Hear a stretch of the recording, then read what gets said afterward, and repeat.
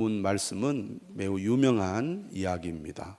마태복음, 마가복음, 누가복음, 공관복음서에 다 기록이 되어 있고, 오늘 이 중풍병자 이야기는 마가복음이 가장 자세하게 기록이 되어 있습니다.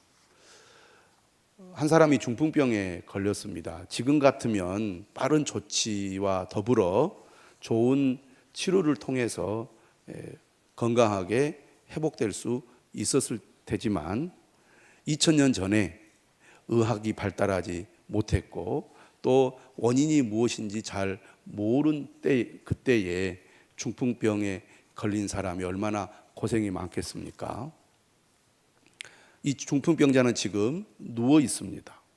자기 힘으로 일어나서 움직이고 활동할 수 없는 상태입니다. 여러분, 우리가 내 힘으로 움직인다는 것이 얼마나 큰 복입니까? 한쪽이 불편해도 엄청난 어려움을 겪는데 온 몸이 마비가 되어서 누워있게 되면은 정말 미칠 지경입니다. 아마 이 중풍병자는 병을 고치기 위해서 백방으로 노력을 했을 것입니다. 의사도 부르고 또 여러 약도 먹어서 병을 낫기 위해서 애를 썼을 것입니다. 하지만 시간이 지나도 병은 낫지 않고 그대로 있고, 여러 방법, 여러 사람을 동원해도 고칠 수 없는 상태에 이를 때 결국 사람의 마음이 어떤 상태에 이르겠습니까? 자포자기하겠죠. 나는 안 돼. 내 인생은 이대로 끝이야. 이런 상태에 있는 사람은 죽고 싶어도 스스로 죽을 수도 없습니다. 얼마나 절망적이겠습니까? 삶이 무기력해질 것입니다. 할 수 있는 것도 아무것도 없고 하고자 하는 의지도 없는 상태에서 모든 것을 다 포기하고 있는 그때에 예수님 소식을 듣게 된 겁니다. 못 고칠 병이 없는 능력의 주님이 나타나셨다는 것입니다. 사람들은 이런 얘기 들을 때 자신이 절망적인 상태에 있으면 나와는 상관이 없지, 정말 그런 일이 있을까? 왜? 눈으로 보질 않았기 때문에. 갇혀있는 사람이 사방이 모든 정보나 또 눈으로 볼 수 있는 것들이 막혀있는 상태에서는 더 절망적인 마음을 가질 수밖에 없었을 것입니다. 그래서 어떤 새로운 마음을 갖는다는 게 쉽지가 않아요. 좋은 얘기를 들어도 나와는 상관없고, 또는 정말 그것이 내게 일어날 수 있을까? 나를 변화시킬 수 있을까? 이런 기대도 사라져 버렸을지 모릅니다. 그런데 예수님을 만나면 고칠 수가 있어. 예수님을 만나면 일어날 수가 있어. 그런 희망을 갖는다는 것이 사실은 쉬운 일이 아닌데 이 중풍병자는 그런 마음이 생긴 거예요.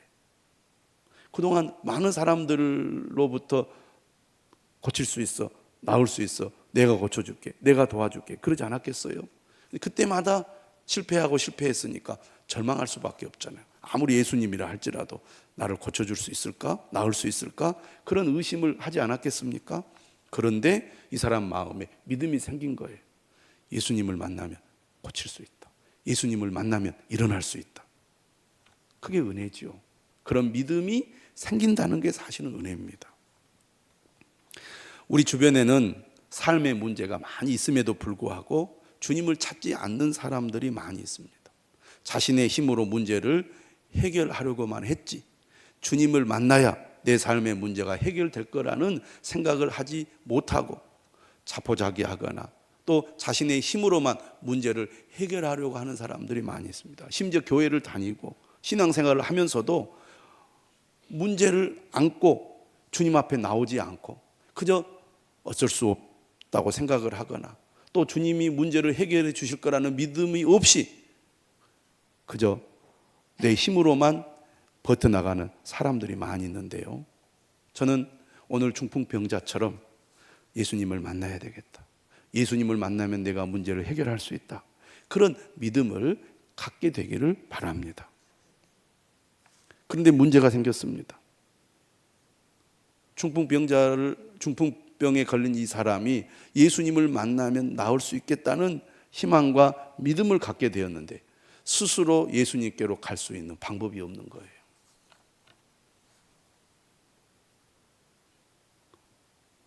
이때 누가 함께 합니까? 오늘 본문에 보면 4명의 친구들이 이 중풍병자를 돕게 됩니다. 물론 성경에는 친구라는 말은 없습니다. 그냥 사람들이라고 나옵니다. 근데 오늘 마가복음에는 4명이 그 표시가 되어 있어요. 그러니까 4명이 침상에 누워 있는 채로 이 중풍병자를 메고 예수님께로 데리고 옵니다. 중풍병에 걸린 사람이 예수님을 만나고 싶지만 이 친구의 도움이 없었더라면 예수님을 만날 수 없었을 것입니다. 이 친구들의 도움으로 이 중풍병자는 예수님을 만나게 된 것입니다. 그런 의미에서 좋은 친구가 곁에 있다는 것 매우 중요합니다.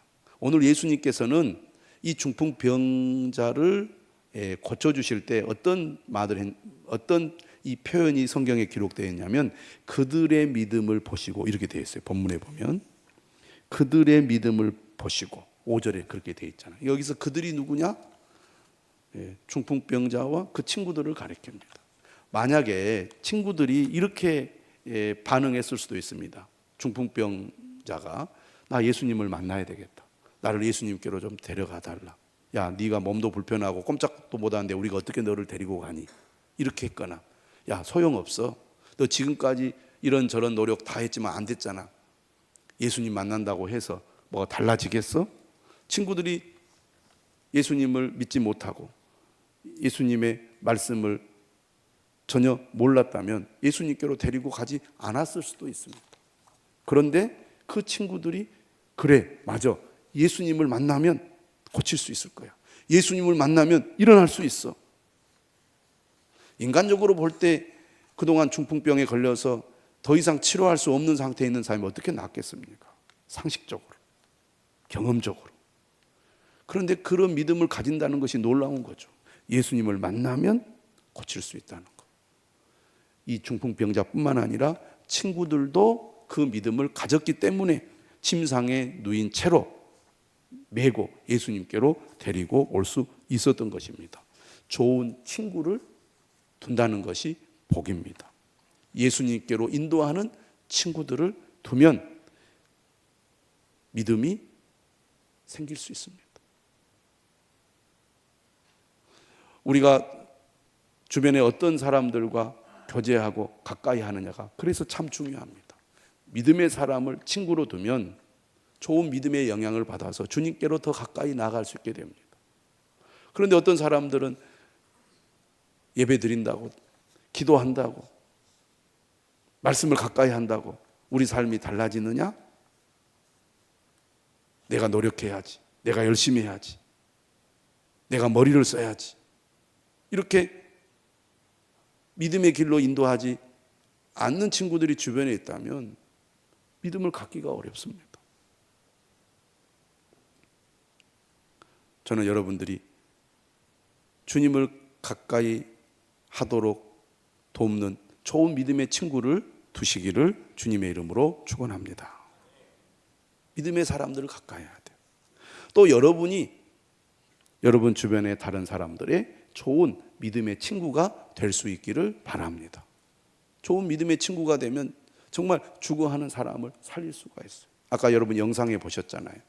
하나님의 은혜를 깨닫고 내 아들과 같이 마약으로 고통받는 사람들을 돕는 친구가 되어야 되겠다. 그렇게 행동에 옮김으로써 중독에 빠진 사람들을 돕지 않습니까? 오늘 현대의 문제도 이 중독의 문제가 얼마나 심각한지 모릅니다. 세상은 더 나아지고 더 화려해지고 우리에게 정말 풍요와 행복을 줄 것 같은 그런 세상에 우리는 살고 있지만 의외로 현대인들은 중독에 빠져서 고통과 불행 속에 헤매고 있는 사람들이 얼마나 많은지 모릅니다. 이상하지요. 환경이 좋아지고 형편이 나아지고 지식이 많아지고 힘이 있으면 행복해지고 더 나아질 것 같은데 실제로는 그렇지 못한 사람들이 많다는 것입니다. 예수님을 만나야 우리의 삶이 근본적으로 변화되는 줄 믿으시기를 바랍니다. 저는 여러분의 가족의 좋은 친구가 될 수 있기를 바랍니다. 여러분의 자녀들의 좋은 친구가 될 수 있기를 바랍니다. 황경애 사모님이라는 분이 있어요. 64세 되시는 분인데요. 이분은 5대째 크리스천입니다. 부유한 의사 집안의 장남과 결혼을 하면서 목회자 사모가 됐습니다. 그러면 하나님의 은혜로 복을 받아야 되는데 고난은 하나님 나라 확장을 위해 사역을 이어나간 중 갑작스럽게 닥쳤습니다. 남편이 아프리카 국제 사기단에 속아 유산을 비롯한 모든 재산을 날려버린 것입니다. 그리고 남편마저 종족을 감췄습니다. 이렇게 이 황경애 사모는 38 나이에 무일푼 싱글맘이 되고 말았습니다. 한때 수중에 $5가 없어서 걱정하며 살아야 했습니다. 그런데 이 여인은 자녀 3명을 모두 보스턴대, 하버드대 등 명문대에 보내며 $200만, 우리 돈으로 약 27억 원입니다. $200만 장학생의 어머니가 됐습니다. 물론 그 과정을 자세히 소개할 수는 없는데요. 이 그녀의 자녀 교육 비결이 궁금하지 않습니까? 이분이 베스트셀러 작가이면서 자녀 교육 전문가로 지금은 활동하고 있습니다. 이분이 이런 얘기를 했어요. 성공적인 자녀 교육이 아닌 먼저 하나님의 의와 나라를 구하는 성경적인 자녀 교육을 강조하고 싶습니다. 예수님을 만나야 삶의 근본이 바뀐다는 얘기겠죠. 특히 신앙 교육과 인성 교육을 철저히 해서 자녀들이 예수 그리스도의 성품을 닮을 수 있도록 힘썼다고 합니다. 여러분, 남편이 사기단에 속아서 유산을 다 탕진하고 무일푼의 상태가 됐으면 보통 세상적인 부모 같으면 야, 절대로 사기꾼한테 속지 말고 돈을 악착같이 벌어서 잘 모아가지고 지켜야 된다, 이렇게 기르지 않겠습니까? 근데 이분은 문제의 근본 원인을 주님께 찾았습니다. 그래서 자신의 경험을 토대로 성경적인 자녀 교육을 가정에서 실천할 수 있도록 3가지 방안을 마련했는데요. 첫 번째가 뭐냐면, 따라서 합시다. 가정예배. 제가 연초부터 가정예배를 드리십시오라고 권하고 있습니다. 저는 우리 성도들이 가정예배를 꼭 드릴 수 있기를 바랍니다. 가정예배를 어떻게 드렸느냐? 아이들이 지루해하지 않도록 5분 내외로 진행을 했답니다. 그러니까 아이들의 눈높이에 맞게 가정예배를 드렸다는 거죠. 그리고 성경 한 구절과 찬송가 한 곡 후엔 아이들이 각자 돌아가면서 기도를 하게 했고요. 아이들은 하루의 끝에 기도 제목을 생각해 오게 했다고 합니다.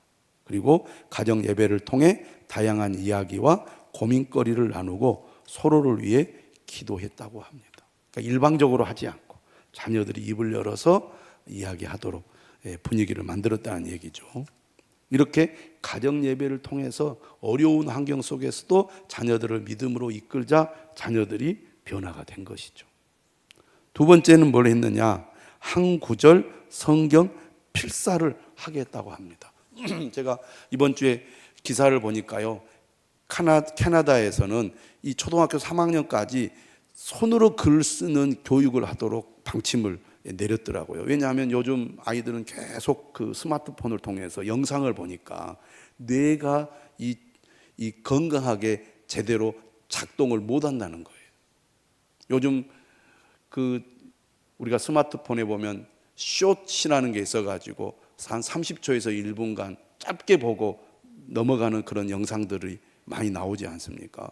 그거 보면은요 계속 보게 됩니다. 그럼 사람이 뇌가요 이건 잘못된 방향으로 가게 되거든요. 그런데 자판으로 이 뭐라 그럴까요? 글을 쓰는 것과 손으로 글을 쓰는 것이 뇌를 활성화하는 데 엄청난 차이가 있다는 거예요. 그래서 이 저학년 아이들은 반드시 손으로 글을 쓰도록 그렇게 교육 방침을 내렸다고 그럽니다. 우리가 자녀들에게 성경을 필사하게 하고 또 그것을 외우도록 한다면 믿음도 심어지고 뇌도 건강하게 활성화가 될 수 있다는 얘기죠. 그래서 아이들이 필사한 성경 구절을 방문이나 가방이나 거울 등에 붙여두고 수시로 외울 수 있게끔 했다고 합니다. 세 번째가 뭐냐면 모닝 허그 및 안수 기도. 매일 아침 자녀를 축복해 주는 것도 빼놓을 수가 없다고 이분이 얘기하는데요. 아이들이 집을 나서기 전 따뜻한 포옹과 함께 아이들의 하루를 지켜달라며 안수 기도를 했습니다. 나 역시 어머니를 통해 기도의 힘을 늘 경험해 왔고 내 자녀들 역시 기도의 힘을 경험하게 해주고 싶었습니다. 아들이 다 자라 키가 183cm가 넘었을 때에도 먼저 허리를 굽히고 안수 기도를 해달라고 했습니다. 우리 자녀가 예수님을 만날 수 있도록 인도해 주는 믿음의 좋은 친구가 되어야 하지 않겠습니까? 저는 여러분들이 그런 자녀들의 좋은 믿음의 친구, 남편과 아내의 좋은 믿음의 친구가 될 수 있기를 주님의 이름으로 축원합니다. 이렇게 예수님께로 인도하는 4명의 친구 덕분에 자기 힘으로는 꼼짝도 할 수 없는 이 중풍병자가 예수님께로 가게 되었습니다. 그러나 여러분, 믿음의 길이 쉽지는 않습니다. 자신의 의지와 친구의 도움으로 예수님 앞에 갔지만 예수님은 만날 수가 없었습니다. 왜냐하면 수많은 사람들이 예수님께 모여들었고 심지어 문 앞에까지 사람들이 모여들었기 때문에 예수님께로 가기가 어려웠어요. 다 절박한 문제를 가지고 왔습니다. 어느 누구도 양보할 마음이 없어요. 내 친구가 지금 급하니 좀 길을 열어달라고. 사람들이 다 절박하니까요. 다 자기 문제가 먼저지 다른 사람 돌아볼 여유가 없는 겁니다. 여러분, 우리가 신앙생활 하다 보면, 예수님께로 나가다 보면 주님을 만나야 내 삶이 변화가 되는데, 교회에 왔지만 예배를 드리지만 주님을 만나지 못하는 사람들이 많이 있습니다. 여러분은 어떤 장애물 때문에 주님을 만나지 못하고 있습니까? 꼭 교회에 온다고 예배 드린다고 주님을 만나는 건 아니거든요. 어떤 사람들은 교회에 와서 예배 드리면 막 졸리기도 하고 무슨 말인지 이해가 되지도 않고 오히려 반감이 생기고 의심이 들고, 믿음이 생기는 것이 쉬운 일이 아닙니다. 또 교회를 다녔더니 막 여러 가지 어려운 일이 막 생길 수도 있습니다. 더 문제가 복잡해질 수 있어요. 사람 때문에 실망하기도 합니다. 그러다 보면 포기하게 돼요. 안 되겠구나. 내가 예수님을 만나려고 했는데 예수님 만나는 게 쉽지 않구나. 이런 생각이 들지 않겠습니까? 여러분, 주님을 만나려면 어떤 자세가 필요하냐면, 따라서 합시다. 적극적인 자세. 적극적인 자세가 필요해요. 어떤 사람이 적극적인 자세를 가집니까? 간절한 마음이 있는 사람입니다. 내가 예수님을 믿어야, 예수님을 만나야 내 문제가 해결되고 살 수가 있다. 이런 절박함이 있을 때 적극적인 자세를 취할 수가 있습니다. 친구들은 내 이 중풍병에 걸린 이 친구를 어떻게 해서든 예수님 만나야 되겠다는 적극적인 자세를 가졌습니다. 왜? 지금까지 모든 방법을 동원해서 병을 치료하려고 했지만 치료하지 못했고, 예수님을 만나야만 이 친구가 병을 고칠 수 있기 때문에 예수님을 만나게 해야 되겠다라고 생각을 했던 겁니다. 그래서 그들이 짜낸 공리가 뭡니까? 지붕에 올라가서 지붕을 뜯는 것이었습니다. 당시의 지붕은 이렇게 평평한 지붕이었는데 우리가 사는 집처럼 콘크리트로 되어 있지 않고 이렇게 나무와 짚을, 그 흙을 이렇게 엮어서 만든 그런 지붕이었습니다. 그래서 뜯어낼 수가 있었어요. 하지만 사람이 올라가서 지붕을 뜯을 정도이면 얼마나 단단했겠습니까? 또 이 사람이 누워있는 채로 예수님 있는 대로 내리려면 얼마나 넓은 공간을 뚫어야 되겠습니까? 상식적으로 쉽지 않은 일입니다. 무모한 일입니다. 남의 집에 피해를 끼치는 일입니다. 그럼에도 불구하고 예수님을 어떻게 해서든지 만나게 해야겠다는 그 일념으로 그 지붕을 뜯어냈습니다. 무모함과 간절함이 결국 예수님께로 인도하게 만든 것입니다. 믿음이 중요하다는 것을 안다면, 예수님을 만나는 것이 중요하다는 것을 안다면 어떻게 해서든지 예수님께로 인도해야 된다는 얘기죠. 그래서 결국 예수님 앞에 이 친구를 침상채로 내려놓게 된 겁니다. 놀라운 일이지요. 대단한 일입니다. 정말 칭찬받을 만한 일이죠. 이렇게 해서 예수님을 만나게 되었습니다. 자, 그런데 주님 앞에 나아갔을 때 예수님은 어떻게 하십니까? 그의 중풍병 문제를 곧바로 해결해 주지 않고 영적인 문제를 먼저 보게 하셨습니다. 여러분, 우리가 정말 문제를 해결하기 위하여 주님을 찾아갑니다. 주님께 간절히 구합니다. 예배드리고 말씀을 가까이 하고 열심히 기도하죠. 그런데 그렇게 우리가 믿음을 가지고 주님을 간절히 찾지만 문제 해결이 곧바로 이루어지지 않고 해결이 되지 않는 경우들이 의외로 많이 있어요. 오늘 이 중풍병에 걸린 사람도 마찬가지입니다. 병을 먼저 고쳐주셔야 되는데요, 병을 고쳐주지 않고 뭐라고 하시느냐면, 오늘 본문 5절에 보면 예수께서 그들의 믿음을 보시고 중풍병자에게 이르시되 작은 자야 내 죄사함을 받았느니라. 한번 따라서 합시다. 내 죄사함을 받았느니라. 네.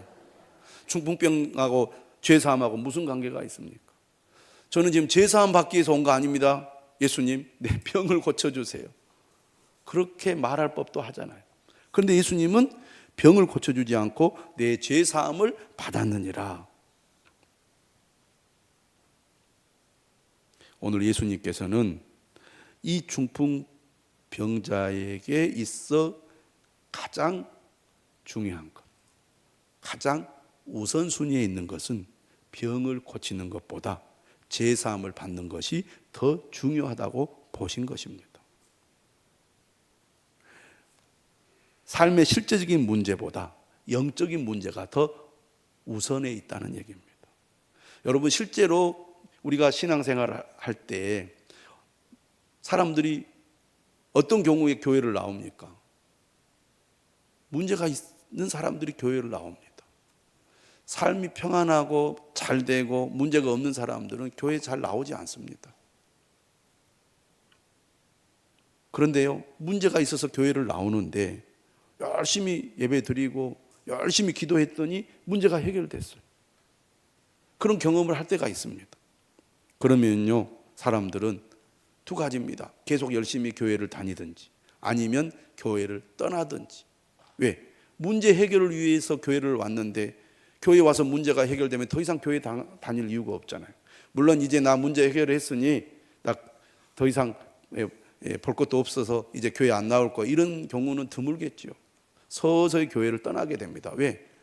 이제 모든 상태가 정상으로 돌아왔으니 내가 하던 일을 열심히 해야 될 거 아닙니까? 그러다 보면 자연스럽게 교회가 멀어지게 된다는 겁니다. 그래서 문제는 해결되었는데 영적인 문제를 해결받지 못하면, 다시 말하면 구원을 받지 못하면 주님을 떠나게 되는 사람들이 많이 있습니다. 그래서 예수님은 우리의 삶의 실제적인 문제보다 먼저 해결을 해야 할 문제가 영적인 문제라고 본 것입니다. 개인의 문제는 해결되었지만 그것이 지속적이지 못할 때가 많습니다. 영원하지도 않습니다. 또 다른 문제가 생겨요. 그래서 무엇보다도 우리에게 중요한 것은 영적인 문제를 해결하는 것입니다. 저는 여러분들에게 묻습니다. 여러분의 관심은 문제 해결에만 있습니까? 아니면 하나님과의 근본적인 관계, 근본적인 문제에 여러분의 관심이 있습니까? 오늘 예수님은 말씀을 통해서 예수님이 누구신가를 알기를 원하십니다. 예수님은 어떤 분이십니까? 죄를 사하는 권세를 가지신 분입니다. 예수님께서 공생애를 시작하면서 어떤 사역을 주로 하셨습니까? 말씀을 가르치고 병자를 치유하고 귀신을 몰아내고 기적을 행하셨습니다. 이것을 통해서 예수님이 보여주려고 한 것이 뭡니까? 자신이 하나님의 아들이심을 증거하는 것입니다. 하나님의 아들이 왜 이 땅에 왔느냐는 겁니다. 그것은 바로 이 땅에 죄인들을 용서하기 위하여, 죄인들의 죄를 사하기 위해서 오셨다는 것입니다. 인간의 근본적인 문제는 바로 죄의 문제입니다. 죄 때문에 불행이 왔습니다. 죄 때문에 인간은 결국 죽음에 이르게 되는 것입니다. 로마서 3장 23절 분명하게 말합니다. 모든 사람이 죄를 범하였음에 하나님의 영광에 이르지 못하더니. 인간은 하나님과의 바른 관계 속에서만 생명과 복을 받게 됩니다. 그런데 하나님과의 관계가 끊어졌기 때문에 불행하게 되었고 결국은 죽음에 이르게 된 것입니다. 무엇이 죄입니까? 로마서 1장 28절은 이렇게 말합니다. 또한 그들이 마음에 하나님 두기를 싫어하며, 마음에 하나님 두기를 싫어하는 것이 죄예요. 이 죄 때문에 그들은 합당하지 못한 일을 하게 된 것입니다. 로마서 2장 5절에 이렇게 얘기하죠. 다만 내 고집과 회개하지 아니한 마음을 따라 진노의 날, 곧 하나님의 의로우신 심판이 나타나는 그날에 이 말 진노를 내게 쌓는도다. 인간은 자기 고집대로 살아갑니다. 자신의 죄를 회개하지 않고 여전히 죄 가운데 살아갑니다. 그것 때문에 하나님의 진노가 점점 쌓여서 마지막 심판의 날에 심판을 받게 된다는 것입니다. 로마서 6장 23절은 말합니다. 따라서 합시다. 죄의 삭은 사망이요. 우리가 겪는 모든 고난과 불행은 다 죽음의 그림자라고 할 수가 있어요. 그래서 인간은 아무리 풍요로운 삶을 살아도, 아무리 많은 지식을 소유한다고 해도 진정한 행복, 진정한 구원을 받을 수가 없는 것입니다. 예수님은 이 사실을 너무나 잘 알고 있었기 때문에 이 땅에 죄를 사하려고 오신 것입니다. 죄의 문제를 해결하지 않는다면, 우리가 죄로부터 구원받지 못한다면 이 세상에서 겪는 그 어떤 문제도 진정한 구원이 되지 못하고 우리 문제의 해결점이 되지 못한다는 걸 아셨기 때문에 예수님은 이 사람을 향하여 내 죄사함을 받았느니라 이렇게 말씀하고 있는 것입니다.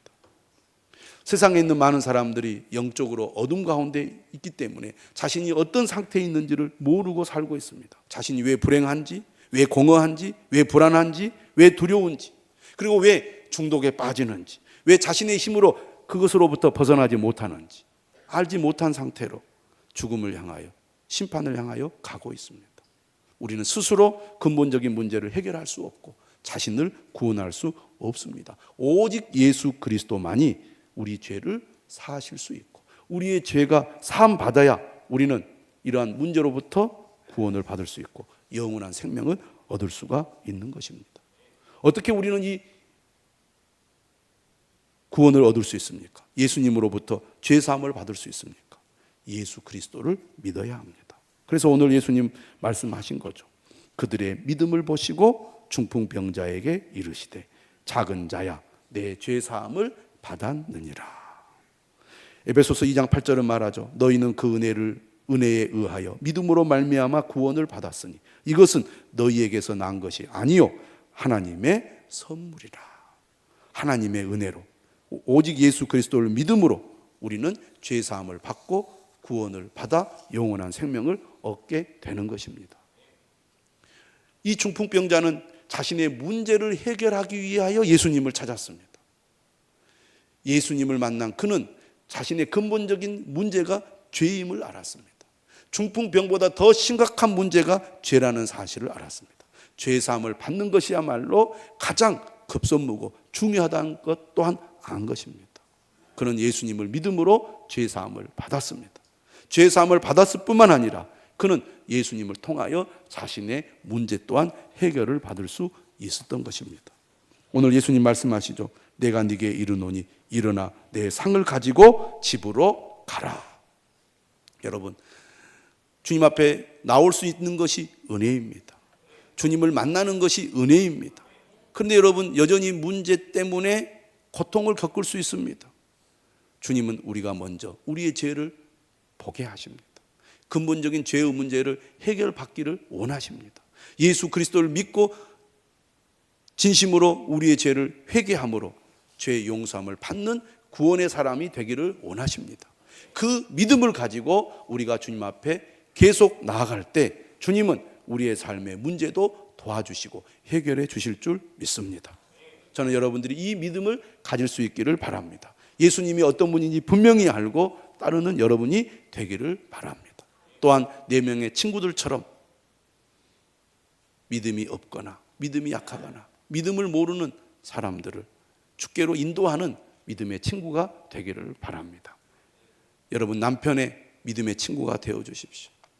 자녀들의 믿음의 친구가 되어 주십시오. 주님을 만나는 과정이 쉽지는 않지만 우리가 인내함으로 용기를 가지고 담대하게 주님 앞에 나아갈 때 반드시 주님을 만나게 될 줄로 믿습니다. 찬송.